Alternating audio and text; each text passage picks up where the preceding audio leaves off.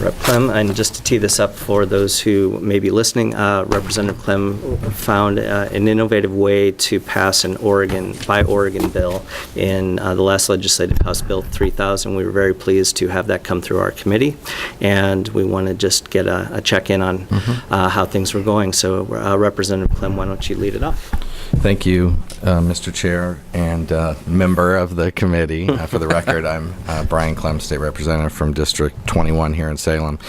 And what I'm going to do is talk a little bit also about results of the precursor to 3000, which was 2763, which dealt with food, because that'll give us a little bit of a roadmap of what's likely to happen with 3000. What we found, as you know, in the past when we tried doing some of these things through the legislative process, LFO would come back and say, unless you make it optional, we're going to put a fiscal on there that's sort of the maximum potential price that you're putting into the bill. So if the state does $5 billion in procurement a year and you put shall buy Oregon products, we're going to have at anything up to a 10% preference, we're going to have to times $5 billion times 10%, and that's going to be your fiscal. And that made it a challenge, obviously, to get through Ways and Means. So this last time we said May, and then we wanted to work with a friendly governor who was interested in this issue to implement it. It also helps avoid some of the situations with reciprocity that we talked a little bit about, where you can be a little bit more case by case and not apply the preference in contracts in cases where we do have a sector that's doing a lot of business with other state governments and they don't really want an Oregon preference because they're afraid it would penalize them in their other places. So this allows a little more selectivity. So one thing to know was the implementation date effectively ended up being January 1st because of the rulemaking process. So we've got a shorter window than probably most of us would want of experience with the implementation because it took 6 months to get that part done. Since that time, the governor's established essentially a working group that they bring in different parts of his office and different folks in procurement to talk about 3000 and get the word out about it, because what we found is there were a lot of bidders in the food arena who they'd given up doing business with the state of Oregon. Like, they'd tried it a lot of times over the last 20, 25 years, and they're like, you know what, we're not doing that anymore. So getting the word out to them that there's actually, please come and try again, it's going to be different this time, you can trust us, we're from the government. That's not always that easy to do. So part of our initiative is trying to get the word out to vendors, and one way to do that is through the regional solutions folks who are out in the different parts of Oregon doing, formerly the economic revitalization team. We've got folks who are out there working with local governments and businesses all around the state. So one of our early, they call it the war room, but we have a war room on different topics on implementation, and House Bill 3000 has its own war room on implementation. So we brought in all the regional solutions coordinators, talked to them about it, explained how the law works so they could go out and sort of spread their networks. The other thing that we found was having a cheerleader in procurement really helps a lot, like someone who's really motivated to do it. And so, although he's not here today, I want to talk a little bit about Dave Reynolds at DAS, who worked on the food procurement stuff and is working on 3000 and comes to the war room, because some of the specific victories that we've already had, I think, are a large part attributable to having a cheerleader who's really motivated to try and make this happen. So, for example, the state hospital alone has increased its purchasing by $10,000 a month to local farmers in direct food sales after the advent of 2763. There's about a $100,000 a month for one business. Charlie's Grocers is getting about $100,000 a month in new state contracts. That was a lifesaver for them. Childers Meats in Eugene got a 26,000 pound order for roast beef, which was a very large order for them and sort of pushed them to capacity right off the bat. And so, okay, how many more of these can we get before we need to ramp up, or how many more of these are there going to be? And it's had an effect on other entities that do business in Oregon that realize that they need to change their purchasing behavior. So, for example, Food Services of America, which has offices here, but they're not headquartered here, they've realized that to be able to compete with what the preferences of the state are, they're going to have to buy more local foods as well. And so it's changed behavior for both Sodexo and FSA to start procuring a lot more, so they can argue to, like, the school district, for example, where Sodexo is, no, you don't need to kick us out and go with somebody who's Oregon-based, because we're already buying all this stuff from Oregon. So it's creating a competition to who can buy the most Oregon, which is positive. I mean, even if, those of us who like the Oregon-based part of the bill still would take, if 90% of the purchasing goes to Oregon, that's still a large improvement from where we were. The other thing that's really interesting is it created new opportunities that we didn't necessarily envision. We were thinking, in any given contract, you might have somebody who was 5 or 6 or 7% below the low bid, and this might get them a shot at being included. What we didn't necessarily envision was the ability to create entirely Oregon-owned contracts that sort of have their own standing now, where they're not necessarily competing on a contract-by-contract basis.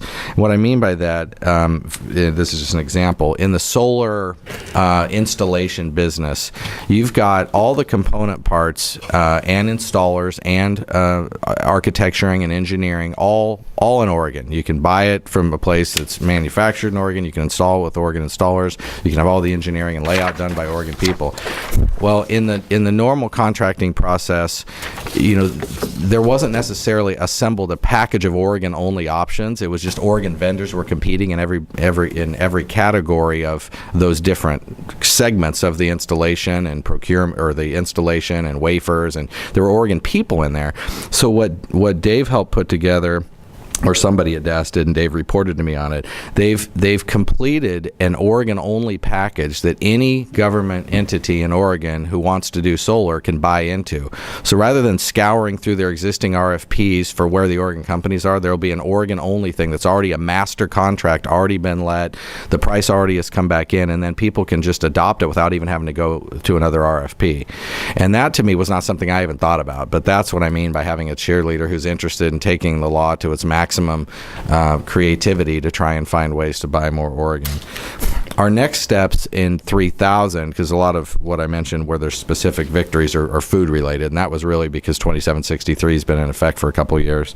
Our next step in 3000 is having the governor write a letter to both his agencies that he's responsible for and all procurement agencies, short of an executive order, but a letter and some press activities to try and get the information out to other agencies, local cities, counties who don't know about 3000, don't know they can even do this, to make them aware of it, and also to try and get some media attention around some of the success stories, so other businesses will see that X company got involved in the Oregon Radio Project, and that's an Oregon company who, because of this law, are now be able to build towers. Or the guy wrote me about playground equipment, and he's always losing to this place from Canada by just a little bit, and he's hoping that he can get in on playground equipment. And there's office supply people who were down at the bill signing saying, we always lose to Office Depot by a point or two, and yet all their money goes back to wherever their corporate headquarters is.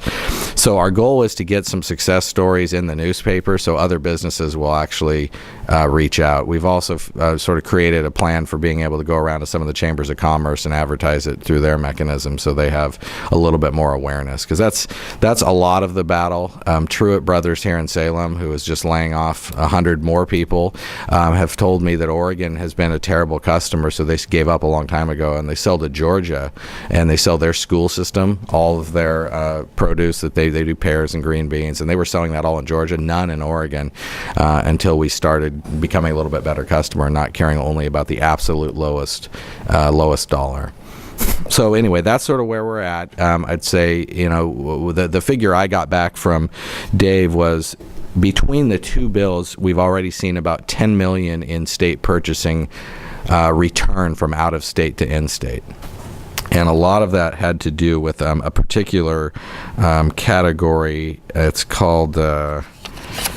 it's essentially in the lawn and garden and supply arena, and there was a master contract that almost all state agencies were using that was a Washington one, because they had sort of a pretty good one already assembled, and so you could just opt into that. Well, it ended up going to a lot of Washington vendors. So now we've since made an Oregon contract that's created a lot of new opportunities for Oregon distributors, for like John Deere. There'll be a locally owned distributor of John Deere, and they were all losing out all of the state sort of lawn, garden equipment, maintenance type business to Washington, and that's returned, said, about $10 million in revenue back to the state of Oregon.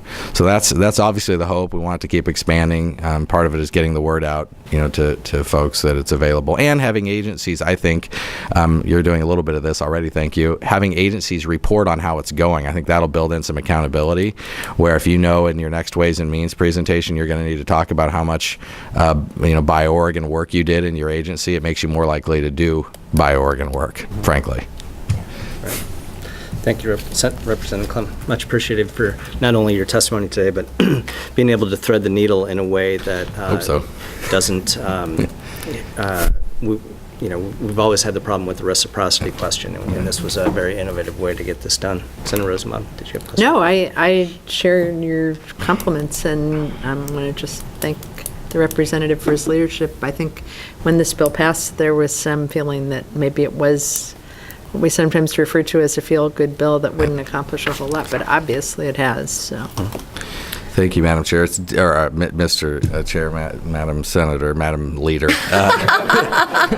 My wife's boss. So I don't know. It is critical to have an executive branch motivated and interested. I mean, I found, obviously, after 2 tries at it before, it wasn't going to work the other way. And having a partner in the governor's office who's interested in local sourcing and pushes, and having an implementation team assigned from his office to push, that's really the key right now. If we can figure out another way to change our LFO and LRO scoring that would count the multiplier effects, that would probably make the bill not as expensive to be putting shalls in there. But for now, this is our formula. This is the way we do it, and this seems to be working pretty well for these local businesses. They're definitely happy. And there's a few others who I expect they were worried about losing. So they had the contract, like Mark Nelson Oil Products was one that contacted us.